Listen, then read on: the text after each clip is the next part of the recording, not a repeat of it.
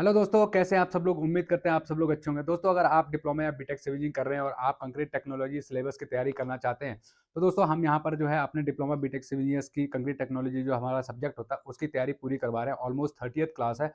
Near to completion this syllabus हम लोग करने जा रहे हैं।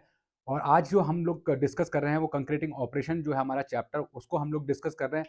तो अगर अब तक आपने परफेक्ट इंस्टीट्यूट फॉर सीनियर्स के चैनल को सब्सक्राइब नहीं किया, सब्सक्राइब कर लीजिए। इस वीडियो को लाइक जरूर कीजिएगा, चैनल को सब्सक्राइब करना बिल्कुल मत भूलिएगा। तो चलते हैं दोस्तों हमारे टॉपिक के ऊपर जो है कंक्रीटिंग ऑपरेशन। कंक्रीटिंग होता क्या है? The operation which are followed in actual practice in the making of concrete and in improving and maintaining the quality of concrete are known as concreting. मतलब कंक्रीट बनाने को और उसकी क्वालिटी को improve करने के लिए, उसके मेंटेनेंस को करने के लिए जो है हम ऑपरेशन जो यूज करते हैं that is called concreting operation. The following operation are involve in concreting. जो कंक्रीटिंग जो होता है दोस्तों, उसमें कौन कौन से जो हमारे स्टेप्स होते हैं वो हम लोग करते हैं। Storing of material, batching of material, mixing of various ingredient, transportation of concrete mix, placing of concrete, compaction of concrete, finishing of concrete surface, curing of concrete joints in concrete. ठीक है दोस्तों, ये सारी चीजें हम लोग ये जो है दोस्तों ये कंक्रीटिंग प्रोसेस का जो है जो ऑपरेशन है वो है। इंपॉर्टेंस ऑफ कंक्रीट ऑपरेशन क्या है दोस्तों? To perform the concreting operation greatly effect the quality of concrete and its suitability for various purpose. Each operation in the manufacture of concrete and be careful done and control. ठीक है दोस्तों, उसको जो है carefully done करना चाहिए, control करना चाहिए। The following process will have better qualities with the better control। ठीक है दोस्तों, addition of strength and durability, it must be ensure that the concrete is produced in a low क्या है दोस्तों, low cost as far as possible. मतलब जितना सस्ता हो सके उतना सस्ता हमें कंक्रीट प्रोड्यूस करना चाहिए। बट ऐसा ना हो कि बिल्कुल हम घटिया क्वालिटी का जो है कंक्रीट बना लें। उसके लिए आपको क्वालिटी वगैरह भी मेंटेन करनी है। The process of keeping the ingredient of concrete in their proper places to protect them from the effect of weathering is called storing. मतलब जो हमारे मटेरियल होते हैं, कंपोनेंट्स होते हैं, जो इंग्रेडिएंट हैं कंक्रीट के, उनके स्टोर करने को हम लोग क्या कहते हैं दोस्तों, स्टोरिंग कहते हैं। और उनको प्रॉपर ढंग से स्टोर करने को ही हम लोग प्रॉपर जो है स्टोरिंग कहते हैं। ऑब्जेक्टिव ऑफ स्टोरिंग, स्टोरिंग हम लोग करते हैं क्यों है दोस्तों? मेंटेन द क्वालिटी और एंड मेंटेन क्या लिखा है? Maintaining the quality and grading of materials is the mainly objective of storage of material. मतलब उनको जो है प्रॉपर ढंग से स्टोर करने को, उनकी स्टैकिंग को ही हम लोग क्या कहते हैं? स्टोरिंग कहते हैं। Every effort should be made that the quality of cement do not deteriorate during the storage in warehouse or the site of work। मतलब ऐसा ना हो कि हम लोग जो है, कई बार क्या होता है, देखो आपने देखा होगा, हम लोग जो है स्टोर कर देते हैं और ऐसी जगह पे स्टोर कर देते हैं मटेरियल जहाँ पर कि पॉसिबल नहीं हो पाता है जाना। तो जिसकी वजह से वो मटेरियल वहाँ पे पड़ा पड़ा ही खराब हो जाता है। तो आपको इस ढंग से जो है आपको स्टोरेज बनाना चाहिए कि हर जगह से वो एक्सेसिबल हो, हर जगह से आप उस मटेरियल को इजीली पहुंच सको। ठीक है दोस्तों, स्टोरेज ऑफ सीमेंट क्या होता है दोस्तों? सीमेंट को कैसे स्टोर करना चाहिए? Cement is a fine ground material, finally ground material. It is hygroscopic. It absorb the moisture which may in the form of water और मॉइस्चर फ्रॉम एयर। मतलब क्या होता है दोस्तों, सीमेंट को आप देखोगे, अगर आप लॉन्ग टाइम तक जो है स्टोर करते हो तो सीमेंट क्या हो जाता है दोस्तों? सेटिंग होना शुरू हो जाता है। बिकॉज उसमें जो हमारा एटमोस्फेयर के अंदर जो मॉइस्चर है वो हमारे सीमेंट के बैग्स के अंदर घुस जाता है और उससे हमारा क्या होता है दोस्तों, जो है सीमेंट सेट हो जाता है। An absorption of 1 to 2% of water has no appreciably effect. 1 से 2% अगर पानी जा रहा है, मॉइस्चर है कंटेंट हमारे एटमॉस्फेयर में, तो उससे कोई फर्क नहीं पड़ता। लेकिन further amount of absorption reduce the strength of अगर उससे ज़्यादा हमारे मॉइस्चर आ जाए हमारे क्लाइमेट के अंदर, तो हमारी जो है स्ट्रेंथ ऑफ कंक्रीट जो है वो कम हो सकती है।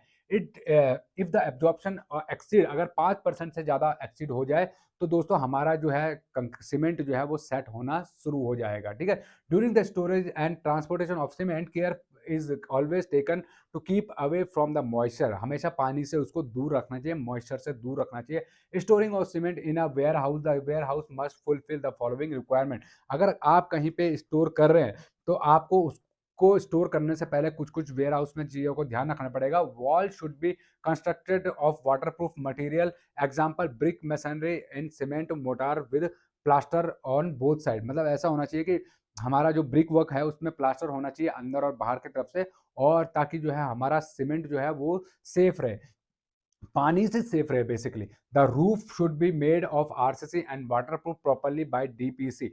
मतलब जो छत है हमारी उसमें कहीं से भी लीकेज ना हो, सी जो है ना, लीकेज होने से क्या होगा दोस्तों, आपका सीमेंट जो है वो खराब हो सकता है। तो प्रॉपर्ली जो है आरसीसी का बना हुआ हो, और वो जो है दोस्तों डीपीसी की ऊपर से लेयर हो, ठीक है।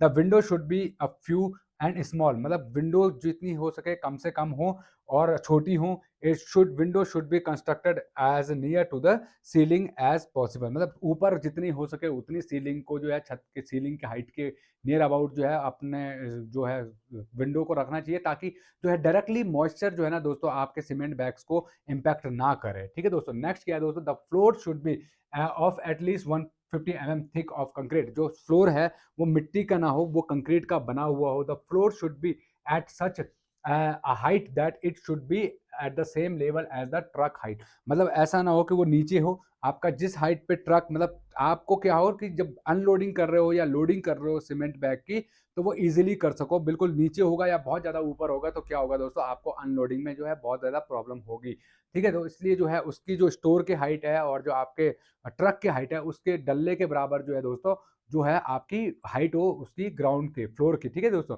The ground should be the ground surrounding the wall should be sloping away from the wall so that the water is drained away quickly। अगर मान लीजिए आप इन केस कभी आपको सीमेंट स्टोर को जो है धोना पड़ सकता है, क्लीनिंग करनी पड़ती है, तो उसका जो स्लोप है वो बाहर की तरफ हो, ताकि जो है क्लीनिंग आराम से हो सके।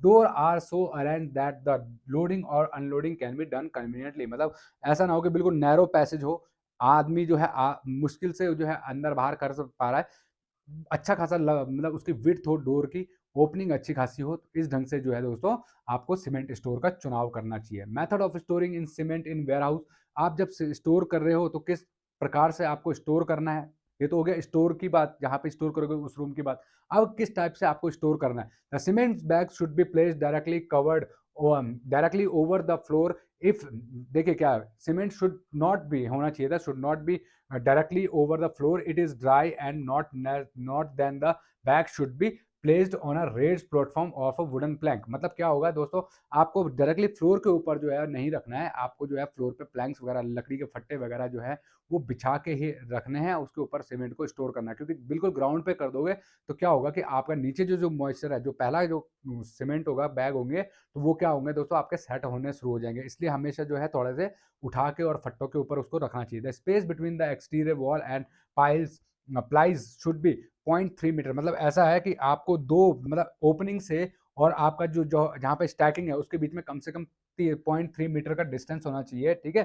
Bag should be placed close together to avoid circulation of air, मतलब जो है सीमेंट बैग को बिल्कुल चिपका के रखना चाहिए, ताकि जो है बीच में एयर को जगह ना मिले, मतलब सीमेंट बैग के अंदर घुसने की, ठीक है। उससे क्या होगा कि आपके लम्स बनने शुरू हो जाएंगे और आपका जो सीमेंट है वो सेट होना शुरू हो जाएगा। The height of piles should not be more than 2.7 metre, मतलब बहुत ज़्यादा हाइट नहीं बनानी है, आपको 2.5 मीटर तक का जो है दोस्तों क्या करना है, आपको अपना उसका हाइट रखना है, ठीक है। 2.7 मीटर तक ही उसकी हाइट रखनी है। Not more than 15 bag should B place in one और अबव, मतलब एक के ऊपर अगर आप एक दूसरा बैग रख रहे हो तो 15 बैग से ज़्यादा आपको स्टैक नहीं करने हैं एक लेयर पे, ठीक है। The width of the price should not be more than 3 metre, मतलब उसकी चौड़ाई जो है 3 मीटर से ज़्यादा नहीं होनी चाहिए, ठीक है। The cement bag should not be remove from one tier only the other, but remove from 2 और more 3 tiers to avoid over topping of the cement, मतलब ऐसा है कि अगर आप, जैसे अगर हम देखें दोस्तों यहाँ फिगर में दिखा रखा है, ये हमारा जो है स्टोर है, ये हमारा यहाँ पे जो है स्लाइडिंग डोर है दोनों साइड से। तो क्या है कि जो एक जो चौड़ाई है इसकी, एक जो आप जिस पे स्टैक कर रहे हो सीमेंट को, तो उस पे 3 मीटर चौड़ाई है और 0.3 मीटर जो है दीवार से उसका दूरी है, ठीक है दोस्तों। 0.3 मीटर दीवार से दूरी है और एक लेयर पे आपको 15 सीमेंट बैग रखने हैं, उससे ज़्यादा नहीं रखना है। अगर आप सीमेंट को उतार रहे हो, मतलब अनलोडिंग कर रहे हो या फिर कहीं दूसरी जगह सप्लाई कर रहे हो, तो क्या है, यूज़ जब कर रहे हो, कंज़्यूम जब कर रहे हो, तो एक-एक लेयर करके करना है। पता है, ऐसा नहीं करना कि एक लेयर पूरा खाली कर दिया फिर दूसरा लेयर। एक पहले अगर एक लेयर कर रहे हो तो एक बैग उठा रहे हो तो पूरी जितना भी आपने स्टैक किया उस पूरे में से पहला बैग उठाओ, फिर दूसरा बैग उठाओ। इस टाइप से जो है जो है वो यूज़ होना चाहिए सीमेंट बैग को।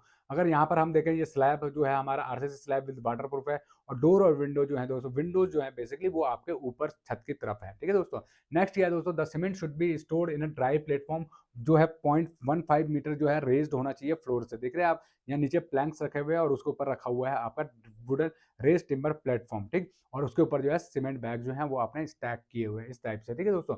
यहाँ पे लिखा हुआ है storage of cement on strength of cement. The longer storage will be reduced the strength of cement. The strength of the cement which has been stored for a long time should be checked in the laboratory before it is use. अगर बहुत लंबे time तक अगर आपने cement bag को use नहीं किया है, तो जब आप यूज़ करेंगे फ्यूचर में, तो आप उसका पहले टेस्ट कराएंगे, तभी जाके आप उसको यूज़ करेंगे। देखिए, अगर आप यहाँ पर देखें, reduction in strength of concrete made with store cement, अगर आप देखोगे तो बहुत ज़्यादा लंबे तक जो है आपने सीमेंट को स्टोर किया हुआ है, तो उससे भी नुकसान होता है।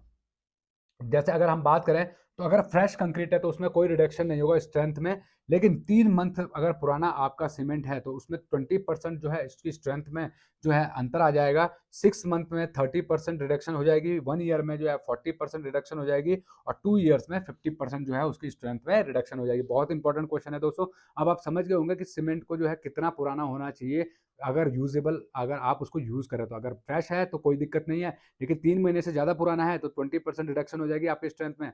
6 मंथ से ज़्यादा पुराना है तो दोस्तों आपका 30% रिडक्शन हो जाएगी। 1 ईयर पुराना है तो आपका जो है 40%, और 2 ईयर्स अगर आप पुराना है तो दोस्तों 50% तक रिडक्शन आपके कंक्रीट में, सीमेंट में जो है हो जाएगी, जिससे कि आपका कंक्रीट भी जो है दोस्तों क्या हो जाएगा, बेकार हो जाएगा। The graph show in figure indicate general idea of the reduction of strength of concrete made stored with the passage of time. देखिए यहाँ पर क्या है, यहाँ पर टाइम लिखा हुआ है, मंथ्स लिखे हुए हैं 0, 3, 6, 9, 12, 15, 18, 21, 24, ये मंथ्स हैं। जैसे जैसे दोस्तों मंथ बढ़ रहे हैं, वैसे वैसे क्या हो रहा है दोस्तों, आपकी रिडक्शन इन स्ट्रेंथ हो रहा है। ठीक है दोस्तों। तो और उसके बाद जो है रेट ऑफ हाइड्रेशन क्या होता है दोस्तों, rate of hydration of concrete made with a fresh store cement, यहाँ पर लिखा हुआ है रे hardening of cement made with a fresh cement and cement stored over period of 6 month. अगर आपका जो है दोस्तों, आप अगर जो उसकी हार्डनिंग है दोस्तों, अगर उसकी बात करें तो वो क्या होगा दोस्तों, अगर आप कंपेयर करेंगे टाइम टू टाइम के अंदर, अगर आपका स्टोर जो है दोस्तों, अगर आपका 6 मंथ से ज़्यादा आपका अगर स्टोर है तो उसमें कितनी जो है डिफरेंस आता है। देखिए दोस्तों, टेस्ट एज लिखा हुआ है 7 डेज में जो है 1:, यहाँ लिखा हुआ है rate of hardening of concrete with fresh and stored cement के बीच में कंपैरिजन बता रखा है।